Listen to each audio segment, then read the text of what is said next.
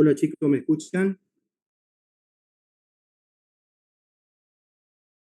Sí, profe, se le escucha. ¿Se me escucha bien? Sí, profe. Acuérdense que yo no les voy a preguntar nada, así que cuando yo les pregunto algo, me contestan para saber que estoy conectado o que seguimos fluida la clase, ¿sí? ¿Puede ser? El Sí, que se profe. anime. Sí, doctor. Bueno, bueno, me alegro. Chicos, antes de empezar la clase, habrán leído en el Instagram que el lunes no vamos a tener actividad práctica debido a un pedido de muchos alumnos, sobre todo los alumnos del interior de Corrientes o de otras provincias, como Misiones, Formosa, por el Día de la Madre. Entonces, la teoría que se le iba a dar el lunes, se le va a dar el día jueves, o sea, el jueves que viene. ¿Está? Entonces, el lunes no hay actividad práctica para el que quiera viajar y pasar un día con su mamá, están habilitados, ¿sí?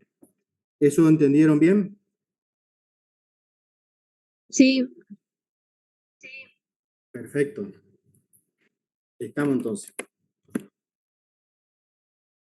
Chicos, la clase de hoy, que es la etiología de los trastornos del sistema masticatorio, es el resumen que nosotros le hicimos para ustedes de un capítulo muy largo del libro del doctor Okeson, que está en impresiones, que se le nombró a un principio del año, que estaba dispuesto para ustedes. La clase de hoy es solamente, digamos, de ese apunte, recalcar lo más importante, como subrayar lo más importante de ese apunte y enfocarnos en las alteraciones que a nosotros nos van a venir a ver los pacientes o por las causas que a nosotros nos van a venir a ver los pacientes, que podría ser un odontólogo clínico común, ¿sí? Yo después le voy a explicar en el transcurso de la clase por qué le podrían ver también a un cirujano o a un kinesiólogo, ¿sí? Pero dentro, dentro de este tema, que es etiología de los trastornos del sistema masticatorio, yo le voy a hablar un poquitito de la historia de esta terminología. En 1934 ya, el doctor Kosten, un otorrinolaringólogo, escribió signos y síntomas referidos a oídos y a la ATM. Por supuesto, le llamó síndrome de Kosten. Pero, tanto en Europa como en Estados Unidos, otros odontólogos que se preguntaban y que no estaban de acuerdo con muchos tratamientos y muchos diagnósticos que hacía el doctor Kosten, empezaron a tratar la ATM por su cuenta y cambiaron el término a trastornos de la ATM, ya impuesto por odontólogos. En 1959, Short difundió el término de síndrome de disfunción de la ATM y como Ranford decía que todas las alteraciones generalmente eran funcionales de la ATM, le puso alteraciones funcionales de la ATM o articulación temporomandibular. Otros odontólogos dijeron también que la mandíbula está conectada al cráneo, que es cierto, que forma parte de todo el sistema, el cráneo. Entonces, como las alteraciones y los trastornos no solo cubrían la ATM, también podían afectar el cráneo, entonces se llamó trastornos cráneos mandibulares. Se introdujo un tiempo este término hasta que Bell, cerca de los 60 y tanto, 70, denominó estas patologías TTM, trastornos temporos mandibulares, es decir, en relación al hueso temporal y a la mandíbula y todos los tejidos circundantes. Un término que ha ganado popularidad hasta la actualidad, chicos. Hasta hoy se conoce y van a leer muchos papers, muchas investigaciones con este término, TTM, trastornos temporomandibulares. Y no está solamente relacionado a la ATM, sino a todo el sistema masticatorio. La clasificación, chicos, la clasificación para el diagnóstico de los trastornos temporomandibulares es una carilla, chicos, del libro de Okeson. Tiene 4 puntos. El primer punto, trastorno de los músculos masticadores, que ustedes lo están viendo. El punto 2, trastorno de la articulación temporomandibular, que es a la que vamos a describir con un poquito más de profundidad. El punto 3 es trastorno de la hipo o poca movilidad mandibular crónica. Y el punto 4 se refiere a los trastornos del crecimiento de toda la zona, ¿sí? Entonces, punto 1, trastorno de los músculos masticatorios. ¿Me están escuchando, chicos? Porque por ahí me dice que la conexión es inestable y yo estoy en la facultad, por eso quiero saber si me están escuchando bien. Se escucha bien, doctor. Perfecto, perfecto. Seguimos, gracias. Los trastornos de los músculos masticatorios tenemos A, B, C y D. Es decir, podemos tener problemas como una cocontracción protectora, que es la respuesta o una rigidez muscular que se produce como respuesta del sistema nervioso central frente a una lesión. Puede ser un dolor, escuchen bien, el B, un dolor muscular local, que es un trastorno doloroso no inflamatorio, respuesta a una cocontracción prolongada. O también se puede deber o deberse a traumas locales o uso excesivo del músculo, por ejemplo, aquellos que todo el día están masticando chicle o cualquier tipo de elemento, como algunos en el norte mastican la coca, por ejemplo, ¿sí? Siempre tienen unos dolores musculares locales. El punto C es el mioespasmo, que es una contracción muscular inducida por el sistema nervioso central. Y el punto D son los trastornos miálgicos regionales. Fíjense, este punto provoca un dolor miofacial, una mialgia por puntos gatillos. Por ejemplo, le voy a dar un ejemplo para que ustedes vean. Fíjense, un punto gatillo marcado, como ustedes ven acá, en el vientre muscular occipital del músculo occipito frontal, puede producir una cefalea referida detrás del ojo. Fíjense por ahí la importancia, por lo menos, de saber para diagnosticar y poder mandar, por ejemplo, a un kinesiólogo. Si ustedes no hacen este tipo de tratamiento, mandar a un kinesiólogo. Les repito, un punto gatillo, fíjense, ubicado en el vientre muscular occipital, produce una cefalea referida detrás del ojo. Le doy otro ejemplo. Los puntos gatillos situados en el músculo trapecio, marcado acá como ustedes ven con una estrellita, refieren dolor por detrás de la oreja, la sien y el ángulo de la mandíbula. Tienen mucha importancia y tienen mucha valoración y mucha relación, chicos. ¿Por qué? Porque los trapecios, fíjense, si bien la inserción en la clavícula y toda la parte superior del tórax, pero tiene una inserción superior y ayuda, trabaja con lo suprayoideo, mantiene la estabilidad de la mandíbula en una posición horizontal, o sea que todo está relacionado en el sistema. Pero fíjense, si a veces tenemos muy contracturado los músculos trapecios, fíjense lo que nos puede doler. Nos puede doler la sien, nos puede doler toda la zona occipitofrontal, disculpen, y el ángulo de la mandíbula. Le doy otro ejemplo. Los puntos gatillos localizados en el esternocleidomastoideo, ya sea en el haz superficial o en el haz profundo. Fíjense, ¿dónde refieren el dolor?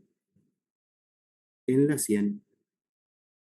Fíjense la importancia de saber esto, porque generalmente uno en una consulta clínica puede evaluar estos punto gatillo, darse cuenta y decirle, mirad, ya te conviene ir al kinesiólogo porque tenés unos engramas musculares, unas contracturas musculares en el esternocleidomastoideo que son muy severas, que te van a traer aparejados otros problemas, como dolores en la sien, el típico dolor ese de cabeza acá, arriba de los ojos, ¿sí? La importancia de saber lo que producen estos tipos de dolores y dónde se repercuten.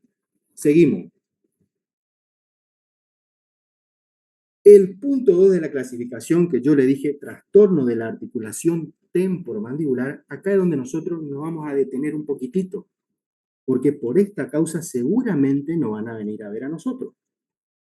Tenemos el punto A, que se refiere a las alteraciones del complejo cóndilo-disco. A su vez, estas alteraciones pueden ser 1, desplazamiento discales, 2, luxación discal con reducción y 3, luxación discal sin reducción. Ese es el punto A. Punto B, incompatibilidad estructural de las superficies estructurales. Acá pueden ser 4 variantes. Alteración morfológica, disco, cóndilo, fosa. Puede ver al punto 2, adherencia del disco al cóndilo y del disco a la fosa. Puede haber una subluxación, que ahora vamos a ver, o una luxación espontánea, que sería el cuarto punto de la incompatibilidad estructural. Seguimos. El punto C, trastornos inflamatorios de la ATM, pueden ser las sinoviales, las capsulitis, que rodean todo acá, como le mostré en su momento, la retrodicitis, que son todos los tejidos retrodiscales, pueden ser el punto 3, las artritis, inflamación ya ósea, osteoartritis, osteoartrosis, poliartritis.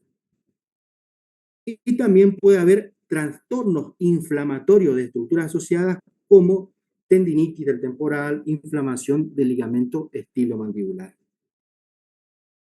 Todo eso está, chicos, en el apuntecito, quédense tranquilos, ¿eh?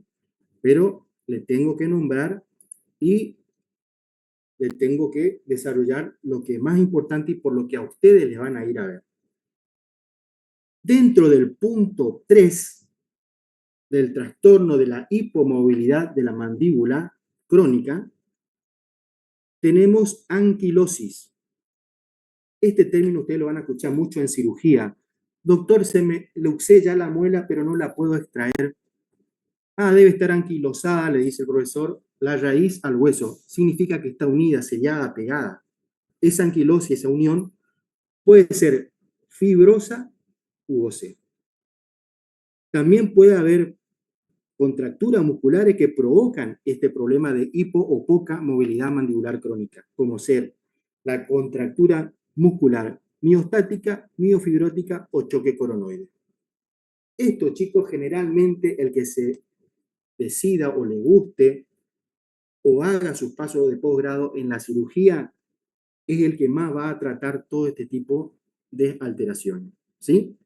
Por eso nosotros no nos vamos a detener mucho en este, sino en el punto 2, porque esto no solo le van a dar bien la cátedra de cirugía, que está a cargo del doctor Vecchio, que es mi amigo, sino que le van a dar también los tipos de tratamiento. Y el punto 4 de la clasificación, de la gran clasificación, son los trastornos del crecimiento. Ahí tenemos el punto A, que son los trastornos óseos congénitos y de desarrollo, donde tenemos la agenesia, falta de formación, la hipoplasia, la poca formación o poco crecimiento de los componentes de la ATM, la hiperformación o demasiada formación, la neoplasia, que sería un crecimiento anormal de células en esos tejidos, como grupo A. Y el grupo B tenemos los trastornos, musculares congénitos del desarrollo, que tenemos la hipotrofia, hipertrofia y los tejidos neoplásicos, que también están relacionados a los crecimientos anormales de la célula. ¿Sí?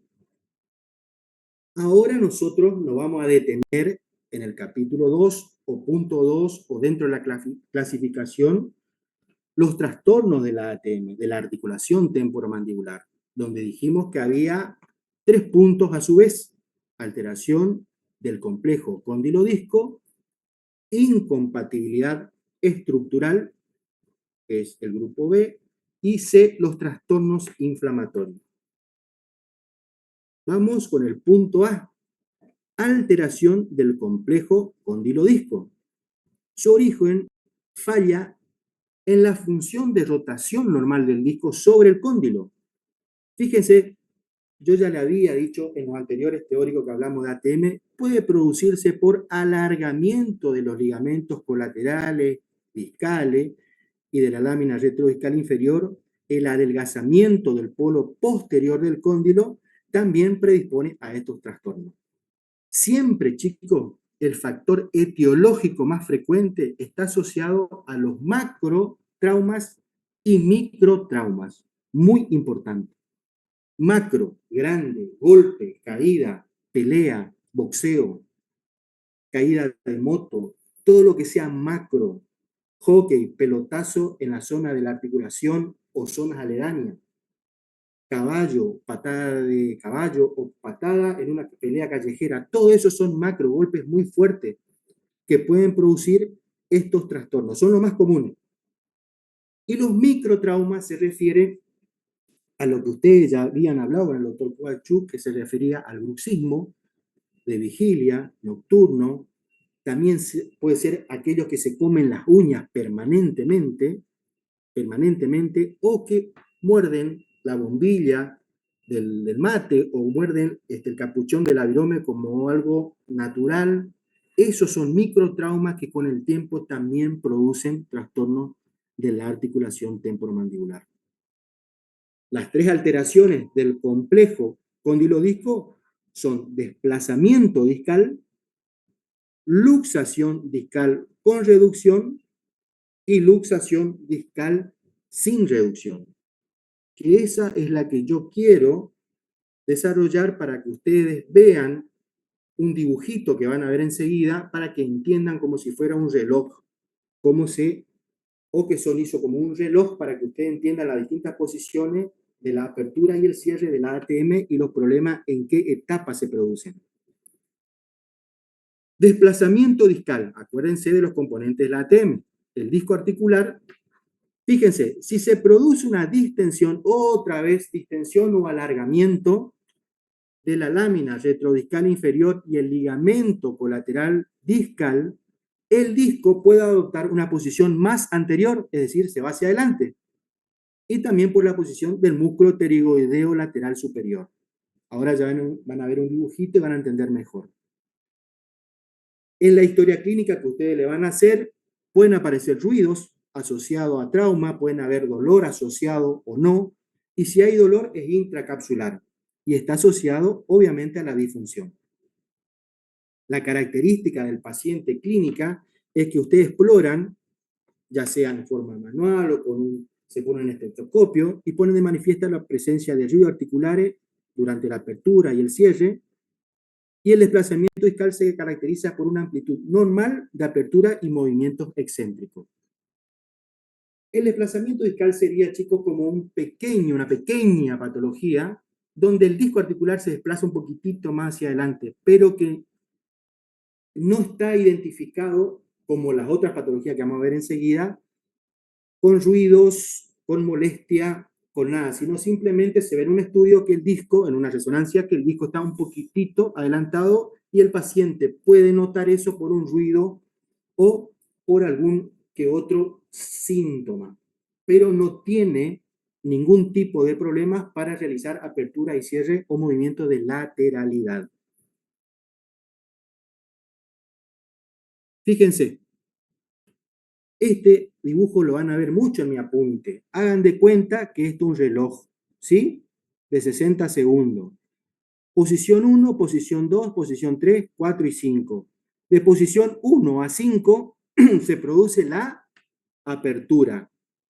y de la posición 5 al 1 se produce el cierre. Acá ustedes ven el cóndilo, el músculo pterigoideo lateral a superior a inferior, ven el disco articular, ven la fosa del temporal, la eminencia temporal y todo esto que es la cápsula. ¿Sí? Esta es una articulación que van a ver en todos los dibujitos. Yo empiezo a rotar y desde rotación, cuando empiezo mi traslación, porque yo una rotación tengo 20, 25 milímetros y una traslación que sería una apertura máxima hasta la posición 5, yo tengo que llegar mínimo 40, 45 milímetros. O sea, yo tengo que abrir 4 centímetros aproximadamente para que sea normal. Entonces, fíjense, entre la posición 2 y 3 se escucha un clic. Significa que este disquito salta un poquitito hacia adelante. ¿Sí? Se desplaza un poquitito hacia adelante, pero fíjense, todo el tiempo durante el movimiento hasta apertura máxima y después cuando empieza a cerrar, está sobre el cóndilo, es decir, que evita que las superficies articulares rocen y se reabsorban. O sea, dentro de los males es el mal menos que hace daño, para que ustedes me entiendan mejor. ¿Sí? Les leo lo que dice acá. Entre las posiciones 2 y 3 se nota un clic cuando el cóndilo se desplaza por el borde posterior hacia la zona intermedia del disco. Se produce una función normal del complejo cóndilo-disco durante el resto del movimiento de apertura y cierre. Y en la posición de cierre articular, el disco se desplaza de nuevo un poquitito hacia adelante y hacia adentro por la acción del músculo pterigoideo lateral superior. Sería por este. ¿Sí? O sea que todo esto lo hace en forma normal. Pero acá, cuando cerramos, queda un poquitito adelantado por acción de este músculo, el pterigoideo lateral superior. Dentro de los males, el desplazamiento discal es el menos invasivo. Seguimos. Ahora ya tenemos una luxación discal con reducción. Ya van a entender lo que pasa. Si se produce un mayor alargamiento de la lámina retrodiscal inferior, los ligamentos colaterales del disco, y se adelgaza mucho el disco en su porción posterior, el disco puede deslizarse o ser forzado por todo el espacio discal. El disco y el cóndilo han dejado de estar articulados, entonces se produce una luxación discal si el paciente puede manipular la mandíbula de manera que el cóndilo pueda situarse sobre el borde posterior del disco. Se dice que se ha reducido el disco. Ya van a entender cuando le muestre el dibujo con todo el recorrido que hace esta patología. En la historia clínica, el paciente manifiesta generalmente que la mandíbula se le bloquea un poquito, pero puede moverla y restablecer el funcionamiento normal. Las características clínicas es que, a menos que la mandíbula se desplace hasta el punto de reducir el disco, el paciente presentará una limitación en la apertura. Se escucha un doble clic. Fíjense que ya hay dos ruidos. En el anterior, si había uno solo. Ese doble ruido o clic recíproco, le dice el doctor Alonso. En México le dicen el doble chasquido, como ustedes quieran. El clic de apertura se produce en cualquier momento de la apertura y el clic de cierre se siente casi en la posición de intercupidación, es decir, casi cuando estamos cerrando, chico, la boca. Fíjense.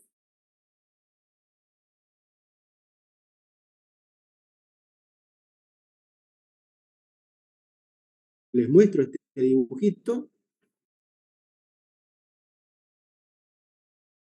Esperen un poquitito que se salteó acá. Fíjense, este es el dibujito de la luxación funcional del disco con reducción. Volvemos al mismo dibujo que está en el doctor Okeson, que está en el apunte que ustedes tienen. La ATM con todos los componentes que le nombré, fíjense como un reloj, posición de 1 a 5, apertura, de 5 a 1, posición de cierre. Posición 1 a 2, rotación, rotación, y fíjense, ¿dónde está el disco? Está adelantado, está ya adelantado, está adelantado. Cuando hacemos la traslación hasta la apertura máxima, se siente un clic y fíjense dónde se va el disco. Se va arriba del cóndilo. Arriba del cóndilo, fíjense. Está adelantado, está adelantado. Cuando hacemos de rotación hacia traslación para hacer la apertura máxima, se escucha un clic. Ya le mostré el video, eso es lo que fueron al teórico. Entonces, en ese momento se sitúa arriba del cóndilo. En la posición 5 de máxima apertura. Empezamos a cerrar, posición 6. Empezamos a cerrar, posición 7. Empezamos a cerrar, posición 8. Y entre la posición 8 y la 1, que es totalmente cerrada la boca, fíjense, se escucha otro clic y este, que todo el tiempo la acompañó desde acá hasta acá, sobre el cóndilo, tac, se desplaza otra vez hacia adelante. Por eso se dice que hay dos clics, uno en la apertura y otro casi en el cierre. Lo bueno dentro de lo malo de esta patología es que todo el tiempo la acompaña durante el movimiento, ya sea para hablar, para cantar, para masticar, para lo que sea, la acompaña. Entonces no hay frotamiento de las superficies articulares entre sí, sino está el disco interpuesto. Entonces, se dice que es una luxación funcional de disco con reducción porque lo reduce acá, arriba del cóndilo, y lo lleva hasta acá. Por eso se dice que es con reducción. Pero fíjense, y vamos a comparar con el otro. Luxación discal sin reducción. Sin reducción. Cuando el ligamento se alarga y se pierde la elasticidad del ligamento retrodiscal superior, se pierde la capacidad de recuperar el disco. El cóndilo se desplaza hacia adelante y fuerza el desplazamiento del disco por delante de él. Por delante de él, ¿sí? La historia clínica, la pregunta que le hacemos al paciente, vemos que da cuenta que se produjo, ya sea en un trozo de carne dura o al levantarse con ese trastorno, manifiestan que la mandíbula queda bloqueada en el cierre, o sea, cuando hacen el total cierre de la mandíbula, eso es lo que manifiesta el paciente. La característica clínica es que la amplitud máxima es de 30 milímetros, acuérdense que es 40 lo normal, o sea que ya tiene una restricción importante, y cuando intenta mayor amplitud, la mandíbula realiza una deflexión hacia el lado afectado, o sea, si está afectado el cóndilo izquierdo, se va hacia ese lado. No siempre cursa dolor, con esta luxación, y los movimientos excéntricos son normales del lado que está afectado, pero le cuesta mucho en el otro costado o lado contralateral se llama. Fíjense acá este dibujito y van a entender seguramente mejor. El disco todo el tiempo está adelantado, chicos. Posición de boca cerrada, rotamos, empezamos a rotar, empezamos a trasladar hasta lograr una apertura máxima, que es la posición 5. Fíjense, todo el tiempo está adelantado. Por eso es sin reducción, porque en la anterior, ¿dónde se depositaba el disco? Encima del cóndilo, encima del cóndilo. Acá no, fíjense, todo el tiempo, todo el tiempo, todo el tiempo, todo el tiempo, adelante y cierra y queda adelante. Por eso se llama luxación funcional de disco sin reducción o bloqueo cerrado.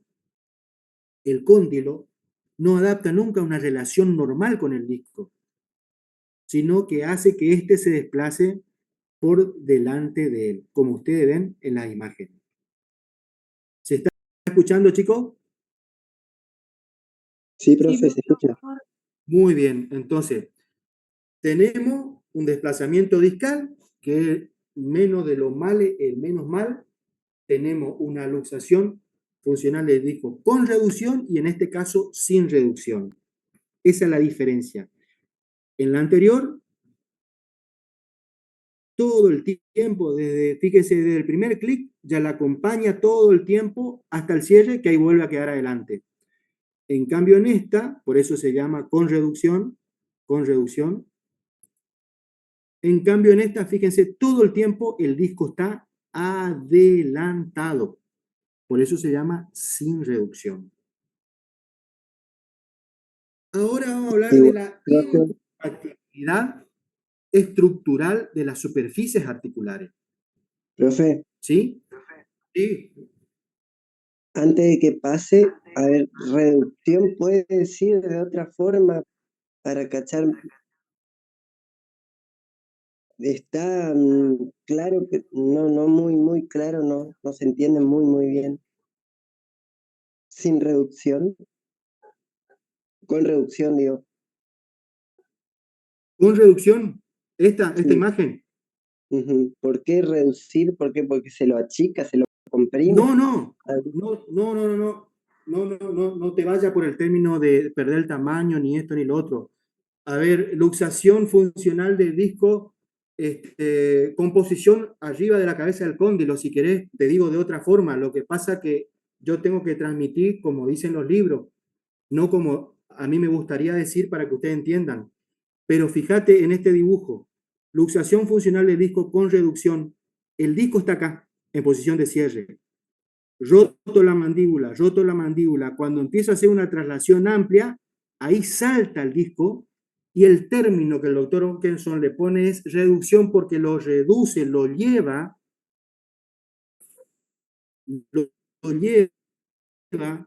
sobre la cabeza condilar, ve acá, hasta la apertura máxima. Durante el cierre se sigue pegadito a la cabeza condilar, hasta el cierre y ahí recién se escucha, antes de que apriete los dientes, antes de que termine de cerrar la boca, el segundo clic, donde que estuvo todo el tiempo reducido, le dice el doctor que son, o acompañado a la cabeza condilar como un sombrerito, como le digo yo, vuelve hacia adelante otra vez. En cambio, fíjate, te tenés que aprender esa palabra reducción porque en todos lados te van a decir de esa forma, ¿entendés? O sea, todos los profesores que te van a explicar en posgrado o en ATM o el doctor Ochoa o los cursos que yo hice, la RETA, te dicen reducción o sin reducción. O sea, es un término que se le puso y es el que se utiliza para cuando lo recoloca o no. ¿Se entiende?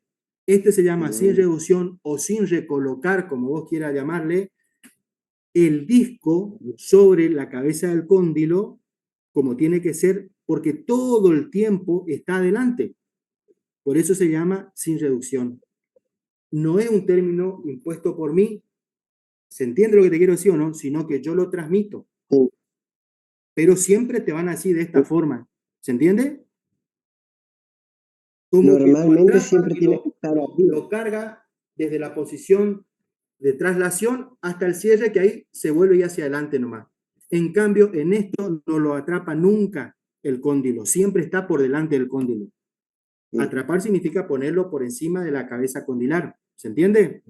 Normalmente siempre tiene que estar arriba, funcionalmente siempre tiene que estar funcionalmente arriba. Siempre tiene que estar arriba porque esa es la función, hijo, mirá. Sí.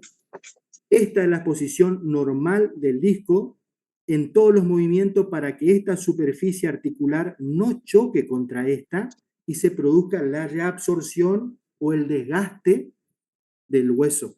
¿Se entiende? Sí. Como cualquier hueso, como la rodilla, como el codo, ¿se entiende? Es para que no froten las superficies articulares. Esa es la función del disco articular, como sería el menisco en la rodilla. ¿Está? Siempre tiene que estar, por eso yo siempre les digo en la teoría, vos creo que estuviste, sí. Tiene que ir como un sombrerito el cóndilo, el sombrerito sería el disco, interpuesto entre el cóndilo del temporal y el cóndilo de la mandíbula, siempre interpuesto. ¿Está? Sí. Fíjense que acá, en todo momento, está adelantado. Va a llegar un momento que todo esto va a colapsar y esta superficie articular va a empezar a rozar contra esta si el paciente no hace nada por tratarse o por diagnosticar, por lo menos al principio, y después tratarse, y va a llegar un momento que va a tener reabsorción, ¿sí? Siempre que ustedes escuchen en los estudios de ATM, la primera parte que se reabsorbe es esta, chicos. Reabsorción del polo anterior. Y ustedes me preguntarán, ¿y por qué ahí? Y fíjense, es la que se utiliza para hacer este movimiento. Es la única parte que choca al principio con la otra superficie articular. O sea que siempre se va a desgastar esta parte, esta parte. Hay paper, hay estudios científicos con relación a esto, hay publicaciones de esta facultad en relación a esto. Reabsorción del polo anterior del cóndilo de la mandíbula. Seguimos. Incompatibilidad estructural de las superficies articulares. Algunas alteraciones discales se deben a problemas de las superficies articulares. En una articulación sana, estas superficies son duras y lisas y cuando están lubricadas se mueven sin ningún roce. Si se produce un microtraumatismo, se alteran estas superficies y hay un deterioro en la movilidad, ya sea por falta de lubricación o por adherencia entre las superficies articulares. Fíjense este término que está bien separadito para que ustedes puedan interpretarlo mejor. Adherencia es una unión pasajera de las superficies articulares, en cambio, la adhesión es una unión más permanente. Después que termino de pasar estos dos conceptos, yo les voy a dar ejemplos clásicos que ustedes se van a encontrar con algunos familiares, amigos o pacientes que le van a comentar y van a estar dentro de ese rango de los pacientes que tienen o adherencia o adhesión. Esta separación se notan con chasquido. Hay una resistencia en la apertura. Estas adherencias pueden ser de disco a cóndilo, de fosa a disco. Si es la primera, disco a cóndilo, cuesta la rotación, pero puede haber una traslación normal. Si ocurre lo segundo, de fosa a disco, se pegan y se inhibe el movimiento de traslación. ¿Está? Sí. Repito, adherencia es una unión pasajera de las superficies articulares. Adhesión, una unión más permanente. Por ejemplo, un paciente le va a decir, hoy amanecí y me molestaba un poquito la zona de la articulación y me costó un poquitito abrir la boca. ¿Sí? Abrir la boca es el primer caso de rotación. Y el otro le va a decir, me costó un poquitito, de las dos formas le va a decir, me costó un poquitito separar los dientes y después abrir la boca. O sea, ahí tuvo las dos. Si es la primera de disco a cóndilo, ahí va a decir un poquitito, me costó, pero después pude abrir normalmente. Y la otra le va a decir que le costó un poquito abrir la boca en forma normal. Pero si le costó un poquitito, escuchen bien la palabra, un poquitito, ahí hablamos de adherencia. Cuando se trata de adhesión ya unión más permanente, ya le llama por teléfono al odontólogo y le pide un turno porque no sé qué me está pasando, no puedo abrir la boca, me cuesta mucho y me duele. ¿Se entiende o no? Es un poquitito más permanente ya esa adhesión, que ahora vamos a ver de qué se trata. Fíjense, este es el cóndilo de la mandíbula, este es el cóndilo del temporal, acá está la fosa, este es el disco. Empieza a rotar el cóndilo para realizar la apertura y fíjese, el disco se traslada arriba del cóndilo, pero sigue el borde posterior del disco adherido, no se mueve. Entonces, uno hace un poquitito de fuerza y lo puede separar. Cuando hace uno un poquitito de fuerza y no lo puede separar, generalmente estamos en presencia de una adhesión que después, calmándose, haciendo algunos masajes, algún ejercicio, todo, se separan. Pero cuesta un poquito más que una adherencia. Esa es la diferencia entre adherencia y adhesión. La adherencia es como un aviso de que algo está pasando y la adhesión ya es una unión más permanente que hace que ya uno le llame al odontólogo porque ya lo considera como que no es normal, es como que algo más progresivo, para que se entienda.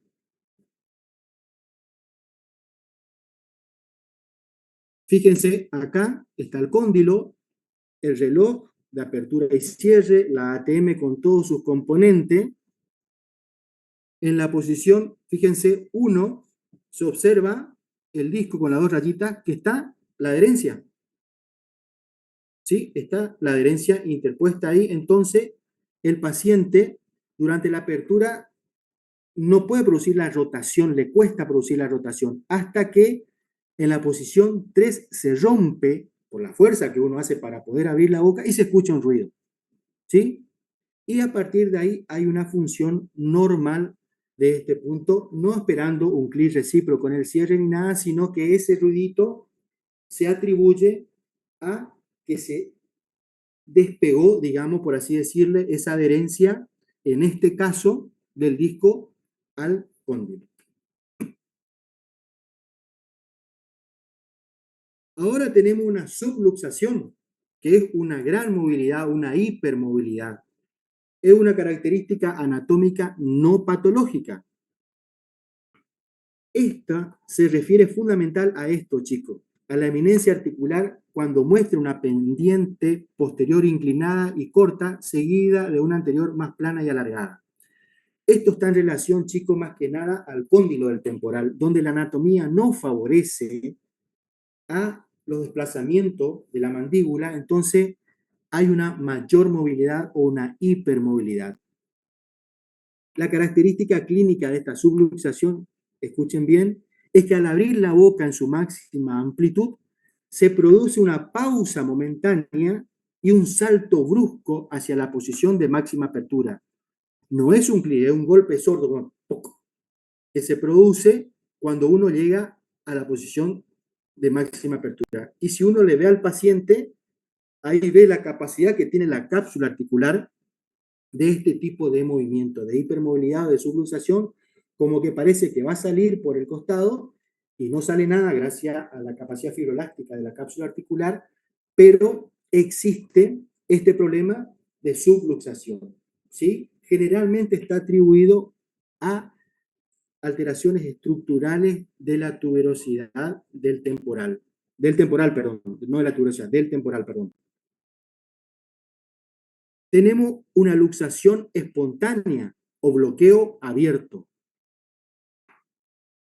En ocasiones la boca se abre más de su límite normal y la mandíbula se bloquea. Ya van a ver un dibujo y van a entender mejor. Este fenómeno se denomina luxación espontánea o bloqueo abierto. El paciente no puede cerrar la boca y se da generalmente después de un bostezo o una intervención dental prolongada, por ejemplo, un tratamiento de conducto que dura 2 horas y media, 3 cuando lo hacen en una sola sesión, o una cirugía de tercero que dura 2 horas, 3 horas, después puede producirse una luxación espontánea. También puede producirse en los pacientes en que la anatomía de la fosa permite la subluxación, o sea, la patología anterior. El mecanismo por el cual se produce sigue en discusión, no está claro, pero el paciente intenta cerrar la boca y no lo puede hacer por la actividad de los músculos elevadores que colapsan, o sea, se vuelven muy duros, muy rígidos, porque se contracturan.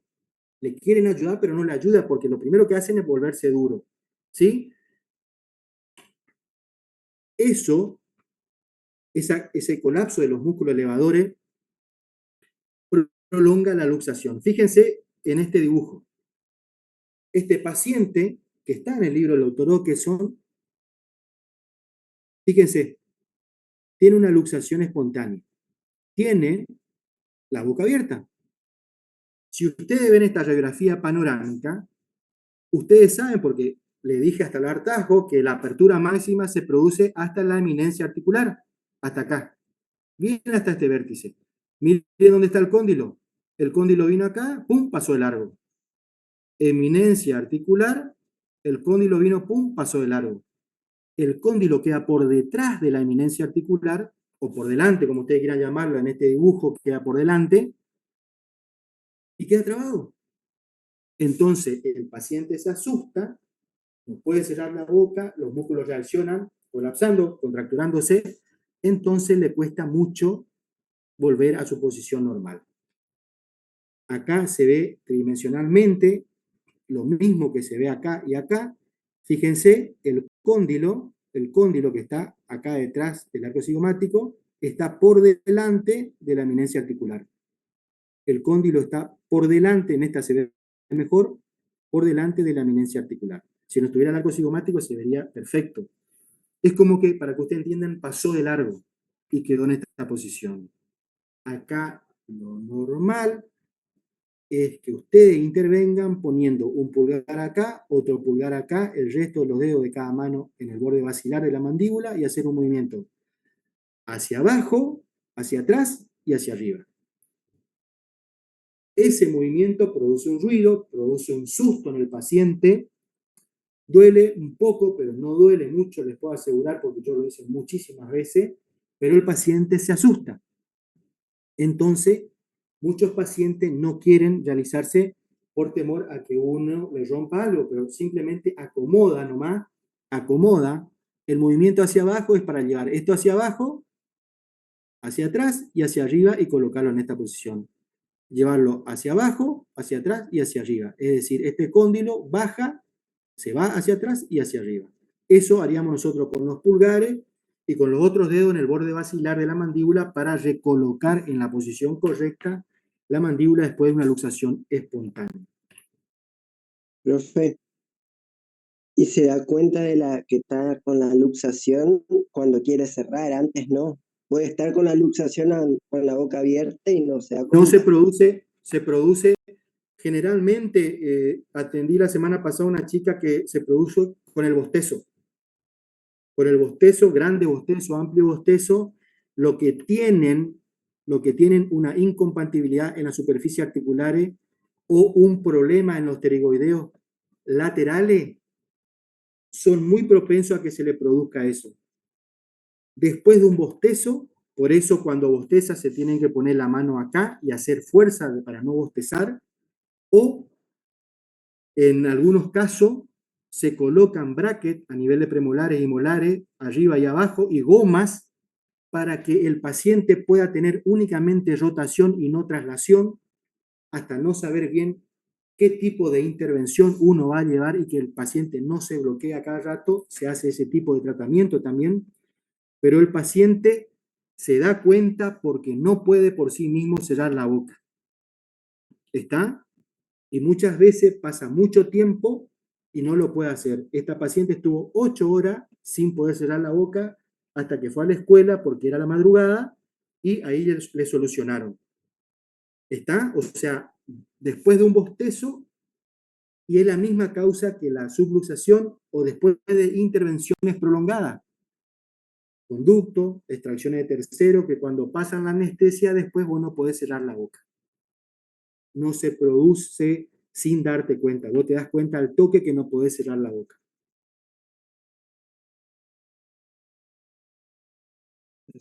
Esto sería, chicos, este cóndilo queda acá, atrapado acá.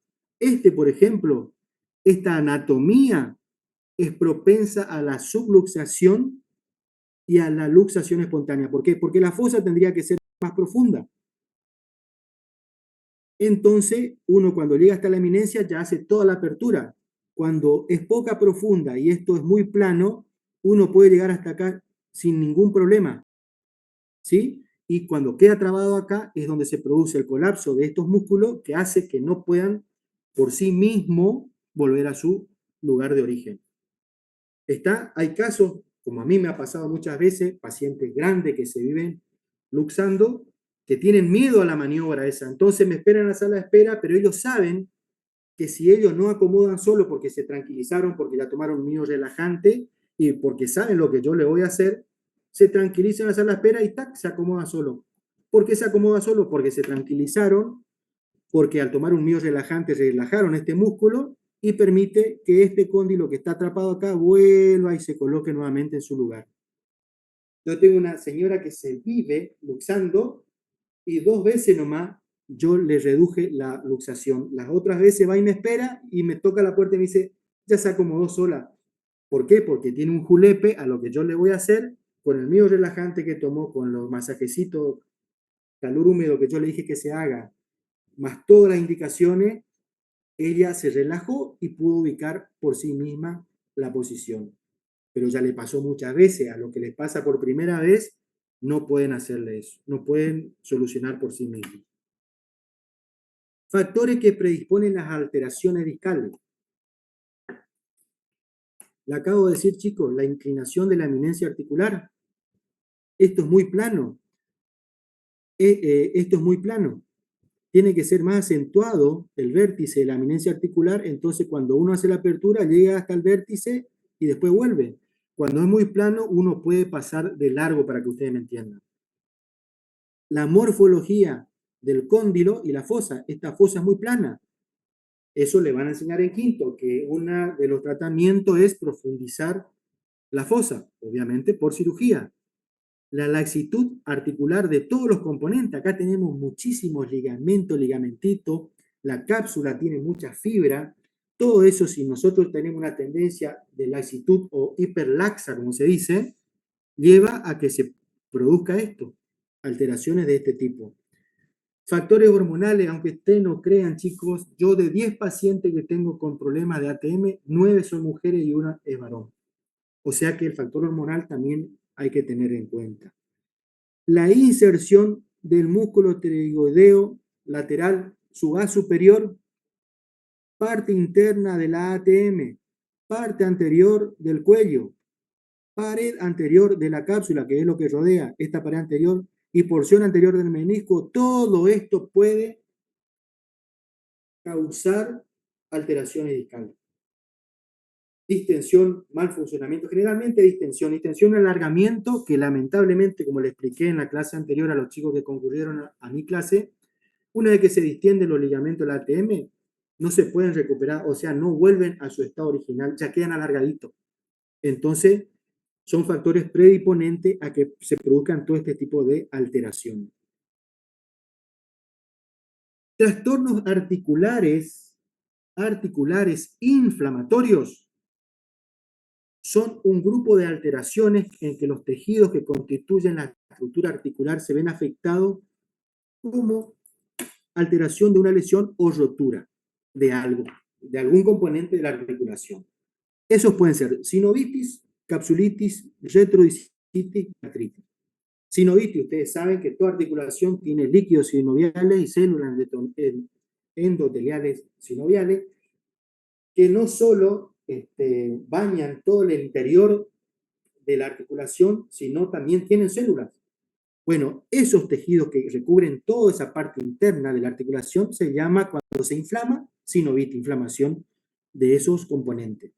Esto produce un dolor intracapsular constante que se intensifica con el movimiento articular. Es muy difícil, chicos, diagnosticar la diferencia entre estos procesos inflamatorios, entre uno y otro, porque todo con el dedito, los pacientes te marcan con el dedito ahí, en la articulación donde está el polo del cóndilo. Entonces, ¿qué está ahí? Los líquidos sinoviales. ¿Qué está ahí? Está la cápsula. Cuando se inflama todo el ligamento capsular se llama capsulitis, inflamación de la cápsula. Generalmente un dolor en el polo lateral del cóndilo. Causa dolor incluso en la posición estática. La causa más común es un trauma con la boca abierta. De allí lo importante de la anamnesis para hacer un diagnóstico diferencial con sinovitis. Es decir, es muy importante las preguntas que ustedes le hacen.